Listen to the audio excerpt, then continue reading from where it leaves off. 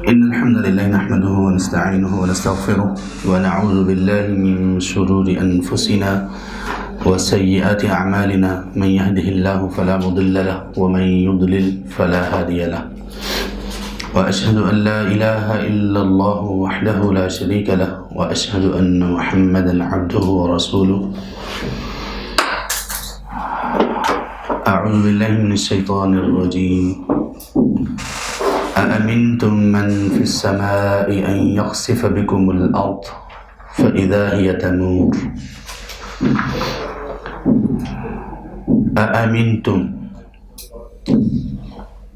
شروع کا جو حمزہ ہے یہ حمزہ استفہامیہ اس کو کہتے ہیں، سوال کرنے کے لیے جو کلمات اور جو الفاظ استعمال کیے جاتے ہیں ان میں سے یہ ایک کلمہ ہے، حمزہ استفہامیہ کہتے ہیں۔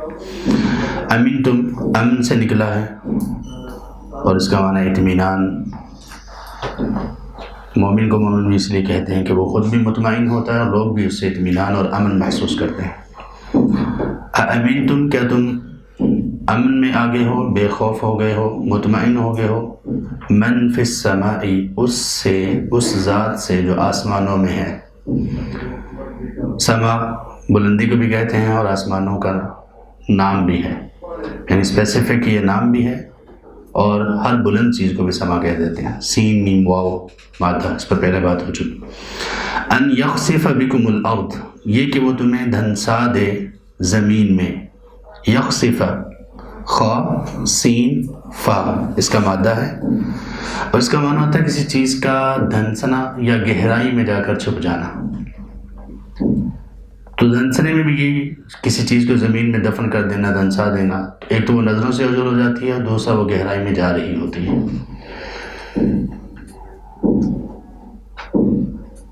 تو خسف کا معنی ہوتا ہے کسی چیز کا آنکھوں سے اوجھل ہو جانا۔ اسی سے ایک لفظ نکلا ہے خسوف القمر، خسوف الشمس۔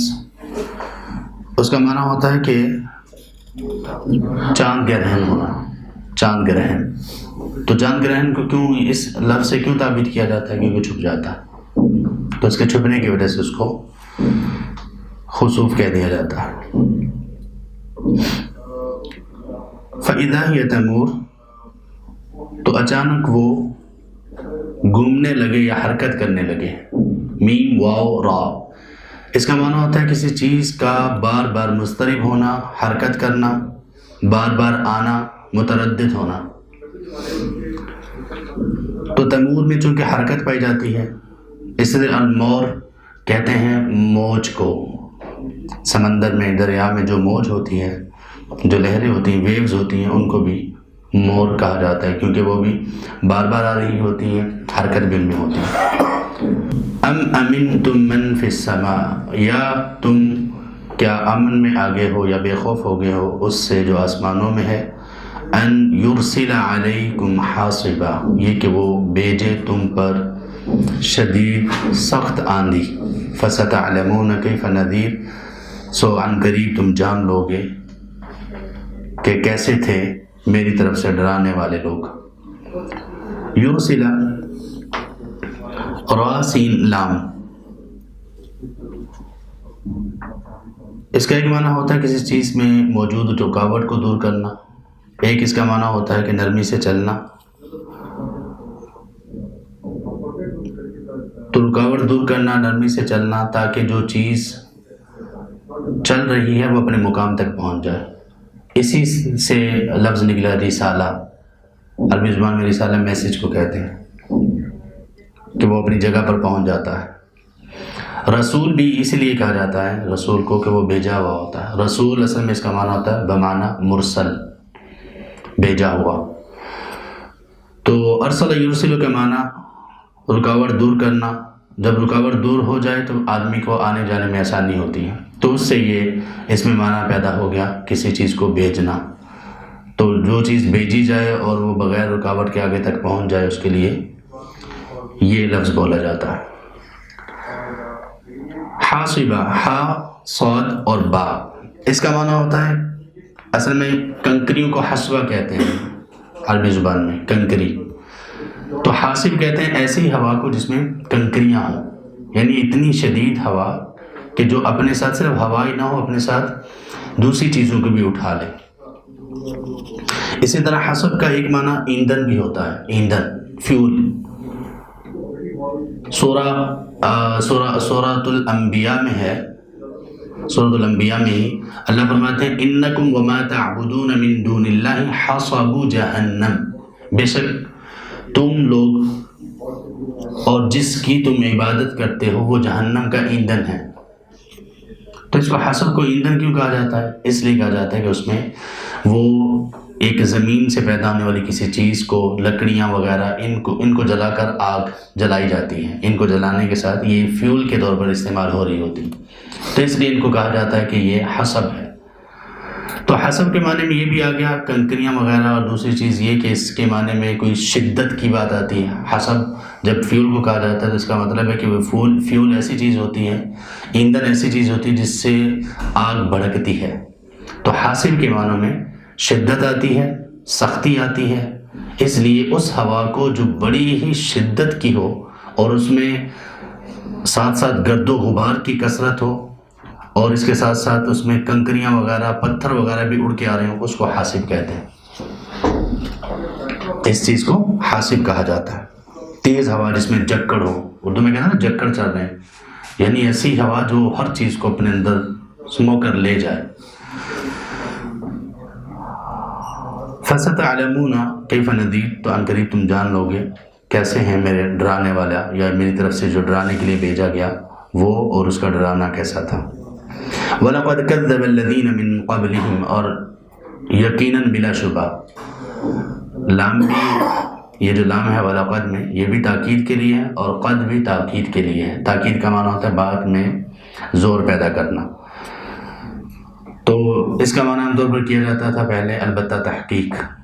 تو تحقیق میں ہماری اس دن بات ہوئی تھی کہ یہ عام اردو میں بھی استعمال نہیں ہوتا، تو معنی اگر کیا جائے تو ٹھیک ہے، لیکن اگر یہ کہہ لیا جائے زیادہ مناسب ہے یقیناً بلا شبہ۔ کذب الذین من قبلہم، جھٹلایا ان لوگوں نے جو ان سے پہلے تھے۔ فکیف کان نکیر، تو کیسا تھا میرا انکار کرنا اور میرا عذاب۔ نکیر اصل میں کہتے ہیں اس میں چالاکی کے معنی بھی پائے جاتے ہیں، کوئی چیز بہت چالاک ہو تو اس کو بھی نکیر کہا جاتا ہے، یہ الگ سے ایک معنی ہے، تعلق تو بنتا ہے آپس میں، لیکن اصل میں نکارت کہتے ہیں ایسی چیز کو جو اجنبی سے ہو، جو پہچانی ہوئی نہ ہو، جس کو آدمی ٹھیک سے پہچان نہ پا رہا ہو، جو عام عرف اور عام چیز سے ہٹ کر چیز ہو۔ اسی سے لفظ بنا منکر۔ اب یہ منکر کس کے مقابلے میں آتا ہے؟ معروف کے مقابلے میں۔ تأمرون بالمعروف وتنہون عن المنکر، یہاں پہ منکر کو منکر کیوں کہا گیا؟ کہ یہ غیر پہچانی ہوئی چیز ہے۔ معروف، نیکی ہمیشہ پہچانی ہوئی چیز ہوتی ہے، اور اس کی پہچان کہاں سے ہوتی ہے؟ قرآن اور سنت سے۔ تو جو منکر ہوتی ہے وہ چیز جس کو قرآن بھی ریکگنائز نہ کرے، نہ پہچانے، اور سنت بھی ریکگنائز نہ کرے، اس لیے اس کو منکر کہا جاتا ہے۔ اجنبیت جس میں پائی جائے، پہچانی ہوئی چیز نہ ہو۔ اور اسی طرح اس میں انکار کا معنی بھی پایا جاتا ہے، حق بات سے انکار اور اس کی سزا۔ نکیر کا معنی ہوتا ہے عذاب۔ یہاں پر عذاب کیوں کیا گیا؟ عذاب اس کا معنی کیوں کیا گیا؟ اس لیے کہ نکیر کہتے ہیں کسی بات سے انکار کرنا۔ انکار کو انکار کیوں کہتے ہیں؟ انکار بندہ کر کے اس بات سے اپنے آپ کو اجنبی سا محسوس کروا رہا ہوتا ہے اور اسے اجنبی ہو جاتا ہے، یہ انکار ہوتا ہے۔ کسی چیز سے بالکل اوپرا ہو جانا۔ اوپرا کا مطلب کیا؟ بالکل اجنبی، جیسے کوئی تعلق نہیں ہے، پہچان ہی نہیں ہے۔ اولم یروا الی الطیر، کیا انہوں نے نہیں دیکھا الی الطیر، پرندوں کی طرف۔ رأى یرا کا معنی ہوتا ہے دیکھنا، پہلے اس پر بات ہو چکی۔ الی الطیر، طا یا اور را اس کا مادہ ہے۔ اصل میں تو یہ پروں کی حرکت کو کہتے ہیں، طا یا را سے جو معنی پیدا ہوتا ہے، پروں کی ونگز کی جو حرکت موومنٹ ہوتی ہے ان کو کہتے ہیں۔ پھر اسی سے طائر کا لفظ نکلا۔ طائر وہ چیز ہوتی ہے جو اپنے پروں کو حرکت دے کے اڑے۔ ہر چیز کو جو اپنے پروں کی حرکت سے اڑتی ہو اور اپنے پروں کو حرکت دیتی ہو اس کو طائر کہا جانے لگا، برڈز کو، پرندوں کو۔ اچھا، عرب لوگ بھی ایک بات کہا کرتے تھے، بدشگونی کہتے ہیں نا کہ ایک کسی جو بندہ صبح گھر سے نکلا اور اس کا راستہ کسی بلی نے کاٹ لیا اور وہ بلی بھی کالی ہو، مسئلہ گڑبڑ ہے، کہ کچھ ہونے والا ہے. ہم سنتے تھے بچپن میں، لوگ کہتے تھے کہ اگر ہاتھ میں خارش ہو رہی ہے پیسہ آنے والا ہے، اگر پاؤں میں خارش ہو رہی ہے کچھ جانے والا ہے، یا کچھ اور اس طرح کی چیزیں. عرب لوگ اس بدشگونی کو بھی طائرہ کہتے تھے، طیارہ بھی کہتے تھے، طائرہ بھی کہتے تھے. اچھا یہ پرندہ ہوتا ہے تو اس کا بدشگونی سے کیا تعلق وہ اس طرح سے جوڑتے تھے کہ اصل میں بدشگونی وہ عام طور پر یہ لیتے تھے کہ اگر راستے میں جاتے ہوئے پرندے نے اگر راستہ کاٹ دیا، یا کوئی پرندہ آ کر بیٹھ گیا، یا کوئی پرندہ بولنا شروع کر دیا، تو اس سے بدشگونی لیتے تھے. تو زیادہ تر جن چیزوں سے بدشگونی لی جاتی تھی وہ چونکہ پرندے ہوتے تھے تو انہوں نے اس کا نام ہی طیارہ رکھ دیا. تو نبی صلی اللہ علیہ وسلم نے فرمایا لا طیارہ، اسلام میں کوئی بدشگونی نہیں. اسی طرح ایک صحابی ہیں، ان کو کہا جاتا ہے الطیار. کون ہے بھلا وہ؟ جعفر طیار. طائرہ کہتے ہیں نا پلین کو، جہاز کو طائرہ کہتے ہیں. تو الطیار کا معنی ہوتا ہے بہت تیزی سے اور اڑنے میں مہارت اور اڑنے میں تیزی رکھنے والا. تو ان کو کیوں کہا گیا تھا طیار؟ کیونکہ جنت میں ان کا جی، کیونکہ غزوہ موتا کی جنگ میں ان کے دونوں بازو کاٹ دیے گئے تھے. یہ لڑتے لڑتے شہید ہو گئے تھے. تو جھنڈا ان کے ہاتھ میں تھا، دائیں ہاتھ میں جھنڈا تھا، وہ کاٹ دیا گیا، بائیں ہاتھ سے پکڑ لیا، بائیں کو بھی لڑتے لڑتے وہ بھی کٹ گیا. تو انہوں نے اپنے سینے کے ساتھ اس کو کھڑا کیے رکھا. یہ جو اللہ کی راہ میں اس طرح سے جو قربانی دی، تو نبی صلی اللہ علیہ وسلم نے فوراً خوشخبری سنائی کہ اللہ نے جنت میں ان کو 2 ونگز دی ہیں ان 2 ہاتھوں کے بدلے میں، تو وہ جنت میں جہاں چاہتے ہیں سیر کرتے ہیں. تو اللہ کی راہ میں جو بھی چیز دی جائے عوض بہت اچھا ملتا ہے، اس کا اللہ کی طرف سے بدلہ بہت اچھا ہوتا ہے. اولم یروا الی الطیر فوقہم صافات، کیا انہوں نے نہیں دیکھا پرندوں کو اپنے اوپر، صافات اپنے پروں کو پھیلائے ہوئے، ویقبضن اور اپنے پروں کو بند کیے ہوئے. ما یمسکہن الا الرحمن، ان کو نہیں روکتی کوئی چیز سوائے رحمان کے. انہ بکل شیء بصیر، بے شک وہ ہر چیز کو خوب دیکھنے والا ہے. صافات، صاد فا فا، اس کا معنی ہوتا ہے کسی چیز کو قطار میں لائن میں کھڑا کرنا. تو لائن میں کھڑی ہوئی چیز چونکہ پھیلی بھی ہوتی ہے، لائن میں کھڑی ہوئی چیز چونکہ پھیلی بھی ہوتی ہے، تو اس سے پرندوں کے پروں کا پھیلانا اس سے معنی کیا گیا. صافات، پرندے اپنے پروں کو پھیلائے ہوئے ہیں. جیسے کوئی لوگ ایسے قطار میں کھڑے ہوں تو اوپر سے اگر اس کا ویو لیا جائے تو ایسے لگ رہا ہوگا کوئی چیز پھیلی ہوئی ہے. تو پرندوں کے پروں کو پھیلانا اس کے لیے صافات بولا گیا. وَيَقْبِضْنَ،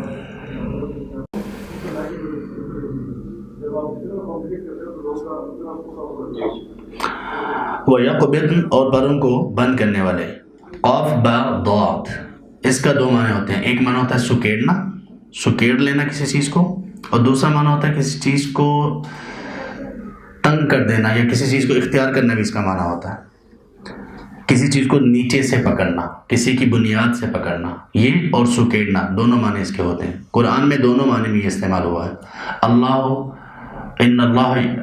قرآن میں آتا ہے اللہ تبارک و تعالیٰ فرماتے ہیں کہ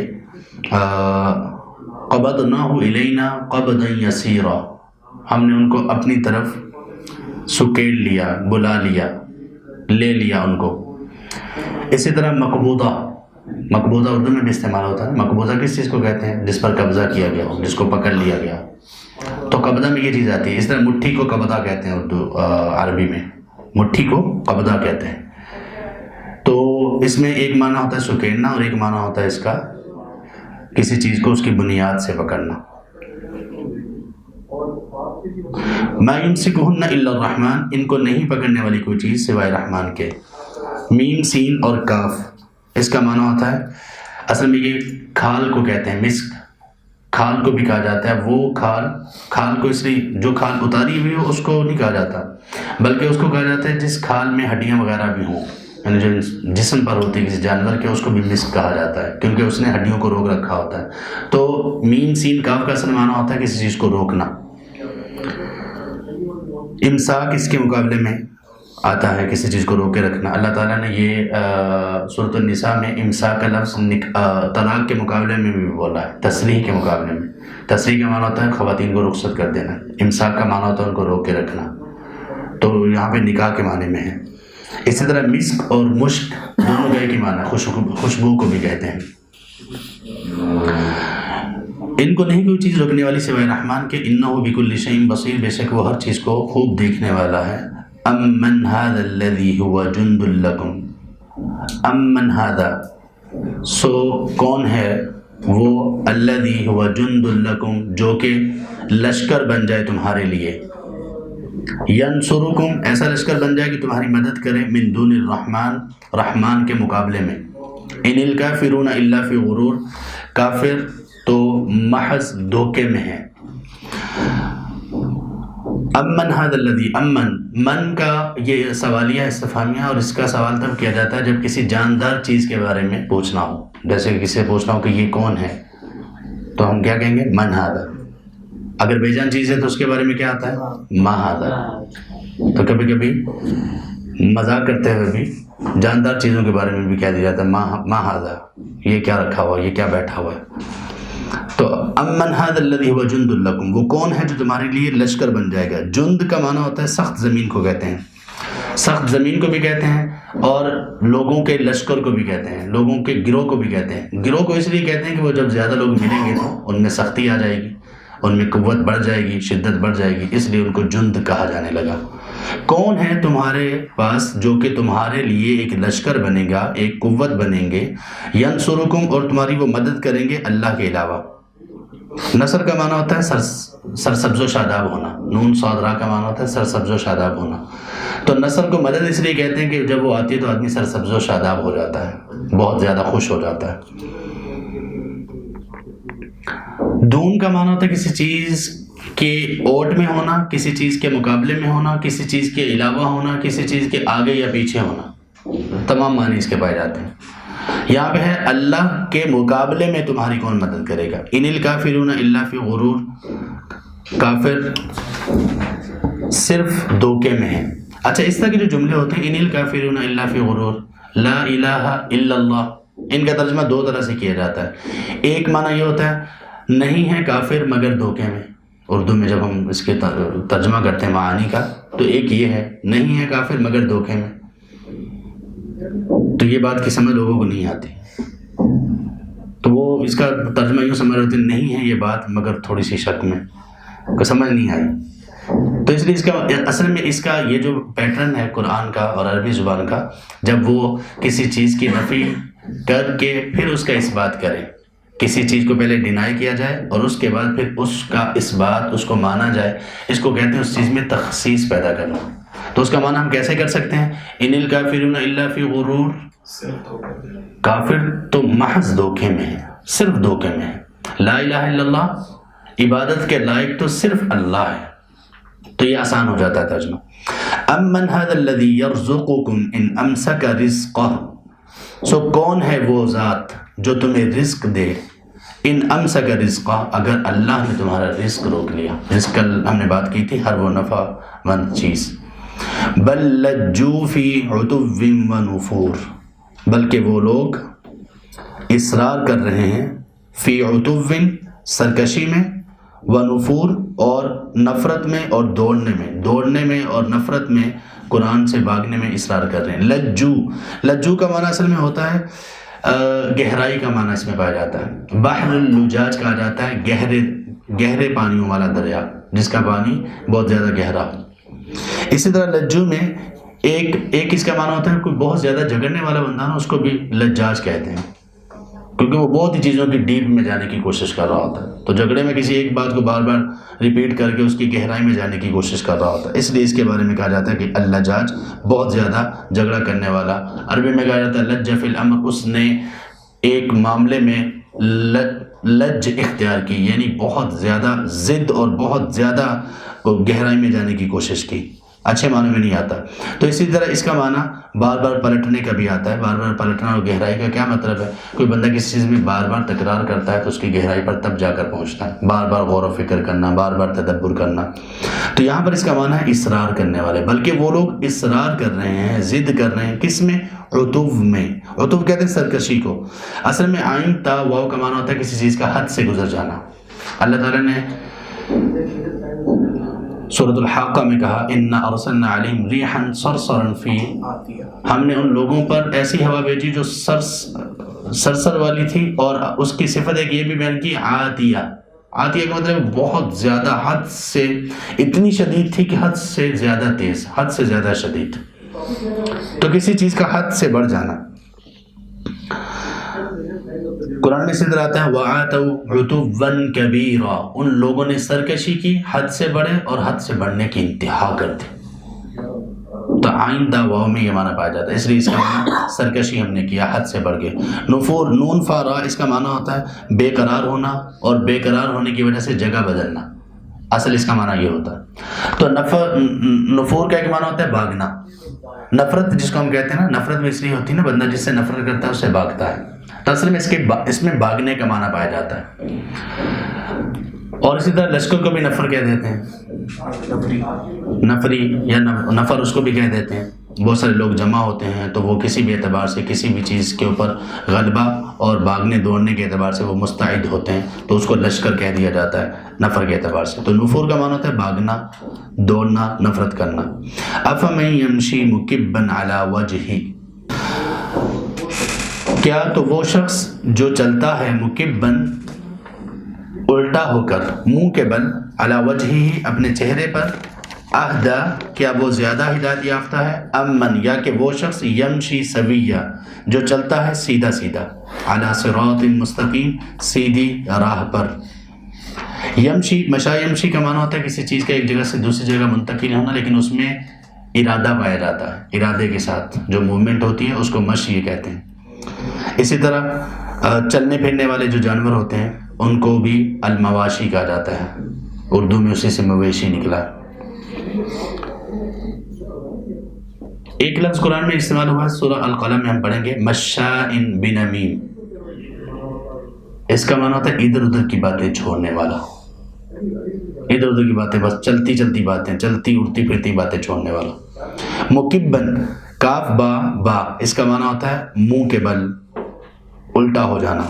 قرآن میں ہے فَكُبْكِبُوا فِيهَا هُمُ الْغَاوُونَ، فَكُبْكِبُوا فِيهَا، جہنم میں ان کو الٹا ڈالا جائے گا، یعنی یہ ذلت کے لیے ہے۔ سیدھا بھی ڈالا جاتا تو تب بھی کیا تھا، عذاب ہی تھا، لیکن جہاں پہ الٹا آنے کا معنی، جہاں پہ الٹا ڈالا جانے کا ذکر ہے تو وہ ان کی ذلت مقصود ہے۔ علی وجہ ہی، وجہ کہتے ہیں کسی بھی چیز کے فرنٹ کو، کسی بھی چیز کا سامنے والا حصہ، وہ چیز جو پہلے سامنے آئے اس کو وجہ کہتے ہیں۔ تو اس سے کبھی مراد چہرہ بھی ہوتا ہے اور کبھی مراد پورا جسم بھی ہوتا ہے اور سامنے والا فرنٹ بھی ہوتا ہے، تمام چیزیں اس سے کبھی کبھی مراد لی جاتی ہیں۔ وجہ القوم کہتے ہیں قوم کے لیڈر کو، وجہ النہار کہتے ہیں دن کے صبح والے حصے کو، قرآن میں استعمال ہوا ہے۔ یہودی کہا کرتے تھے لوگوں سے، کچھ اپنے لوگوں سے، کہ تم ایسا کرو وجہ النہار میں ایمان لے آؤ، شام کو کافر ہو جانا، تاکہ اس کی وجہ سے جو نئے مسلم ان کے دل میں ڈاؤٹس پیدا ہوں۔ پہلے وہ بڑے خوش ہوں، اچھا یہودی مسلمان ہو گئے، پھر جب شام کو کافر ہوں گے تو وہ کہیں گے اچھا کوئی نہ کوئی تو بات ہے نا کہ یہ لوگ دوبارہ کیوں پلٹ گئے۔ تو اس میں وہ جو الفاظ ہوئے ہیں آمنو وجہ النہار، دن کے شروع والے حصے میں، تو چونکہ پہلے آتا ہے تو جو چیز پہلے سامنے آئی، جس کو پہلے دیکھا جائے اس کو یہ کہا جاتا ہے۔ اسی طرح جو بندہ بہت زیادہ قابل رشک اور بڑا ہی وہ اٹریکٹیو ہو، اس کو کہا جاتا ہے رجل وجیہ، کیونکہ وہ بار بار بندے کی آنکھوں کے سامنے آ رہا ہوتا ہے، اس کی پسندیدگی کی وجہ سے لوگ اس کو سوچتے ہیں۔ تو اللہ تبارک و تعالیٰ نے اپنے انبیاء میں سے ایک کے بارے میں کہا وَكَانَ عِنْدَ اللَّهِ وَجِيهًا، وہ اللہ کے ہاں بڑے وجیح تھے۔ موسیٰ علیہ السلام وہ اللہ کے ہاں بڑے وجیح تھے، بڑے باروب تھے، اللہ کے ہاں بڑے معزز تھے۔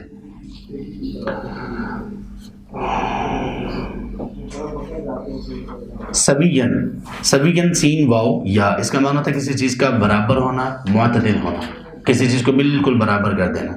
تو سویًا کا معنی ہوتا ہے جو وہ آدمی جو سویًا چلتا ہے بالکل سیدھا۔ اللہ تبارک تعالیٰ کے اسی مادہ سے لفظ نکلا استوا۔ تو اللہ تعالیٰ نے اپنے بارے میں عرش پر مستوی ہونے کے بارے میں 8 آیات قرآن میں نازل کی ہیں، 8 جگہ پر ذکر ہے اللہ کے عرش پر مستوی ہونے کا۔ تو اس کا بھی معنی کیا ہے، اس میں ایک معنی برابری کا ہوتا ہے، ایک معنی بلندی کا ہوتا ہے۔ اللہ کے بارے میں جو معنی ہے استوا کا، وہ ہے اللہ تبارک تعالیٰ عرش پر بلند ہوئے۔ تو سویًا کا معنی ہوتا ہے کسی چیز کا برابر ہو جانا. قرآن میں آتا ہے فَسَوَّاهُنَّ سَبْعَ سَمَاوَاتٍ. اللہ تعالیٰ نے آسمان و زمینوں کو پیدا کیا تو وہاں پر کہا کہ 7 آسمانوں کو سوا کیا، یعنی برابر. ان کی جتنی بھی جو اس میں فیچرز اللہ تعالیٰ نے رکھنے تھے سب کو برابر برابر کیا. اس سورہ کے شروع میں بھی ہم نے اس پر بات کی ہے. تو وہ برابری ہر ایک اعتبار سے فَسَوَّاهُنَّ. اسی طرح کسی چیز کو پورا اندازے کے مطابق فٹ کر دینا، بالکل بہترین انداز میں بنانا، اس کے لیے بھی سوا یسوی کا معنی استعمال ہوتا ہے. صراط عرب لوگ صراط جو ہے نا راستہ جس کو ہم کہتے ہیں، اصل میں صراط یہ سین را تا سے ہے لیکن صاد کے ساتھ بھی استعمال ہو جاتا ہے. اس کا اصل معنی ہوتا ہے کسی چیز کو چبائے بغیر نگل جانا، کسی چیز کو چبائے بغیر نگل جانا. تو راستے کو راستہ کیوں کہا جاتا ہے؟ اس لیے کہ جو اس پہ چلنے والا ہوتا ہے وہ جیسے آگے چل رہا ہوتا ہے گویا وہ راستہ نگلتا جا رہا ہے. تو اس لیے اس راستے کو صراط کہنے لگے. تو مستقیم کس کو کہتے ہیں؟ قاف واو میم میں 2 معنی پائے جاتے ہیں، سیدھا ہونے کا اور پختہ ہونے کا. تو مستقیم کہتے ہیں ایسے راستے کو جو سیدھا بھی ہو اور پختہ بھی ہو. موٹر وے، اسٹریٹ اور پختہ. تو قرآن میں یہ دونوں معنی میں استعمال ہوا. استقامت ہم کہتے ہیں، استقامت اسی سے ہے، مادہ یہی ہے اس کا.